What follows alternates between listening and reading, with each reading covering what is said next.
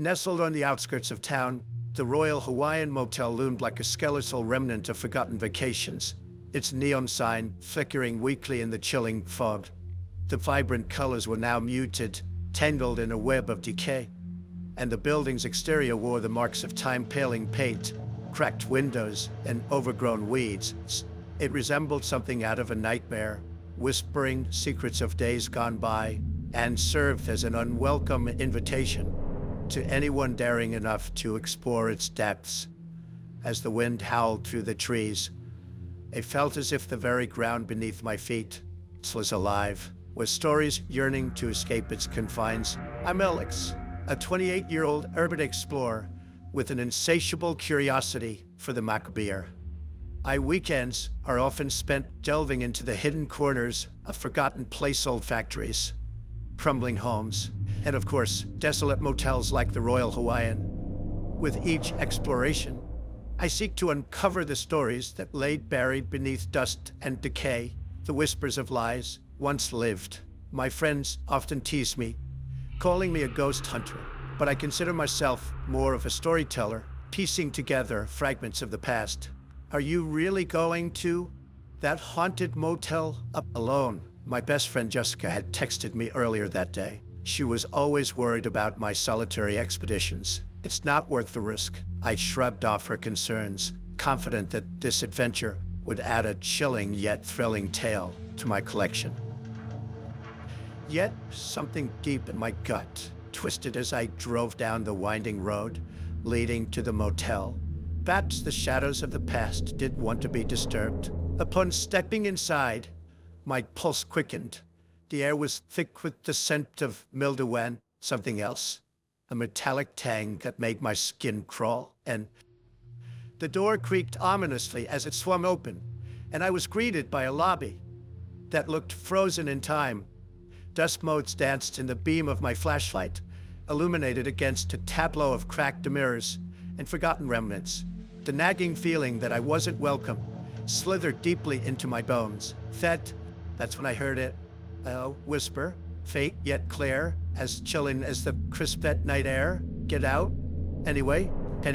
The words echoed off the walls, wrapping around me like icy fingers. With a shiver that cascaded through my body, I paused in the stillness, my heartbeat drumming in my ears. Before I could fully process what was happening, I remembered the warnings about this place, tales of restless spirits and tragic disappearances. Yet the urge to explore overpowered my instincts. I needed to know what lay inside. As I ventured deeper into the motel, the atmosphere thickened. Each hallway stretched out endlessly before me, walls crowded with peeling wallpaper, faded floral prints resembling ghostly blooms. An old chandelier hung low from a dingy ceiling, its crystals gathering dust like tears that had long since dried. I felt as if the very lodge was a lumbering beast, its breath heavy with the weight of secrets forged from despair. Outside, the wind picked up, rattling the loose shutters and sending an eerie sound that mimicked whispers. I stopped in front of an old vending machine, staring at the rusted knobs. Was it just the wind, or was something else trying to escape? I pushed past the threshold into a narrow corridor that branched like narrow fingers in the dark. My flashlight flickered, as if unsure if it wanted to stay alive, projecting silver beams across the splintered boards. Suddenly, there it was. Again, the thump of something heavy crashing above me. My stomach sank into a knot of dread. I'd come here for stories, but I was beginning to sense there were things in this building that had no desire to share. Soldiering on, I discovered the first door on my right was ajar. I paused, peering inside room 207. Unlike the other rooms, this one was relatively intact, clutter strewn around, but no signs of vandalism. My heart raced as I cautiously stepped over the threshold, feeling like an intruder in a time capsule. The room was swallowed in darkness, save for the dull beam of my flashlight that illuminated a sad scene.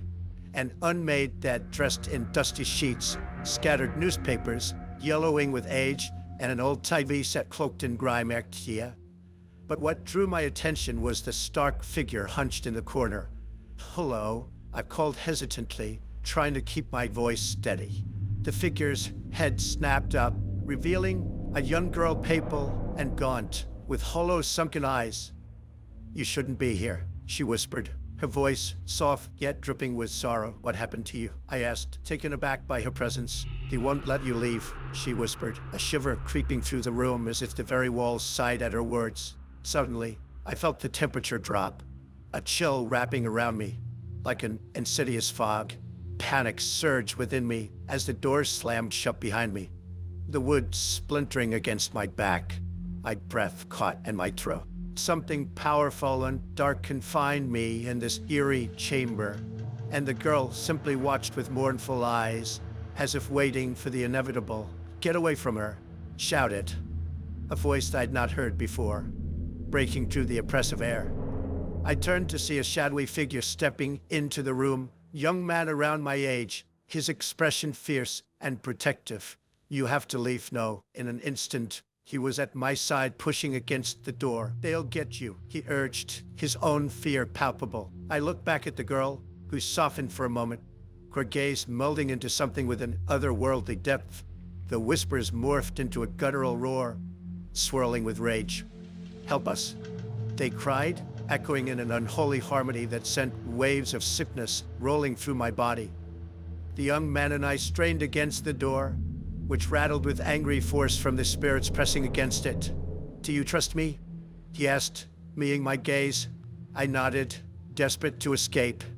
Together we pushed, finally forcing the door open, the girl's mournful expression carved into my memory. As we bolted into the hallway, the walls echoed with anguished wails. The air thickened with despair. The exit was at the far end. I could hear the whispers crescendoing, clawing at my heels as we ran. Desperately, we reached the staircase, our feet pounding against the warped wooden boards. A loud crash reverberated behind us as something heavy fell, and I didn't dare look back. My heart pounded like a wild drum in my chest. My hand gripped the railing, the girl's face haunting my thoughts. "Stay close. Don't look back," the young man shouted, his breath quickening. Outside, the night air felt refreshing, electric, as we sprinted toward my car, parked along the crumbling driveway. I fumbled for my keys, hands shaking as I struggled to unlock the door. The whispers grew noticeably fainter, but fate wasn't safe enough. "Get in," he urged. I tumbled into the driver's seat, and he slid quickly into the passenger seat, slamming the door just as I turned the ignition. The engine roared to life, and I raised the headlights, illuminating the path ahead. As I sped away from the Royal Hawaiian Motel, I dared to glance back. Its outline faded into the dark distance, the flickering sign dimming to blackness. But the weight of its atmosphere hunted me still. A feeling of dread settled in my chest. Who was that girl? What fate had befallen her and the others? Once home, I collapsed onto the couch, breathless. The haunting girl's face replayed in my mind.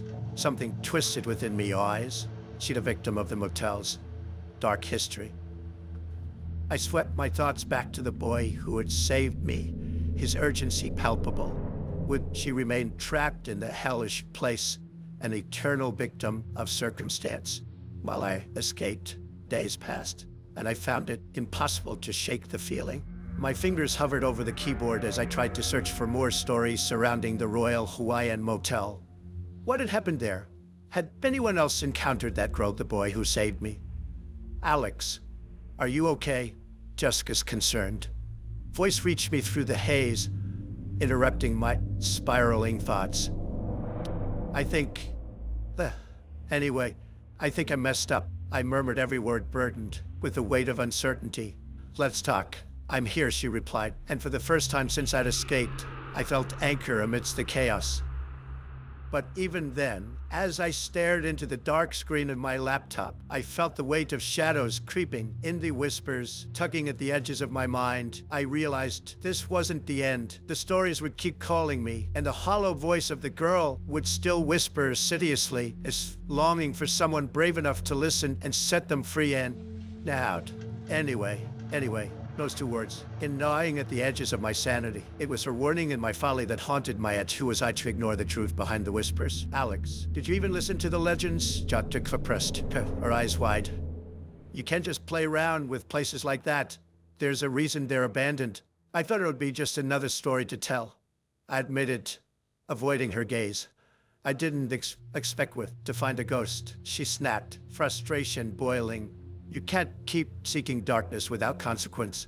The darkness found me, I murmured, recalling the girl's plaintive eyes. What happens to those who can't escape? The fear lingered. Long after that night, an unshakable dread morphing into a muted anxiety that crept through my day-to-day life.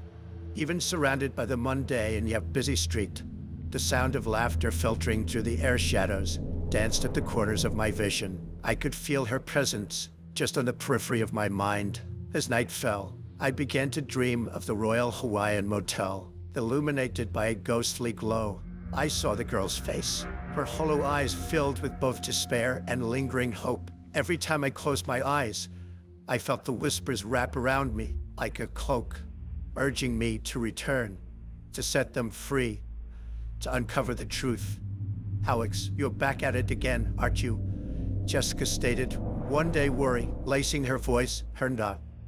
She had been watching me decline, a shadow of my former self. You need to let it go. You made it out, but how could I? The girl's voice had seeped into my very being, echoing in my soul. Perhaps some stories were never meant to be left untold, and perhaps that was the real horror, the knowledge that while I had physically left the Royal Hawaiian, its ghosts now lived within me.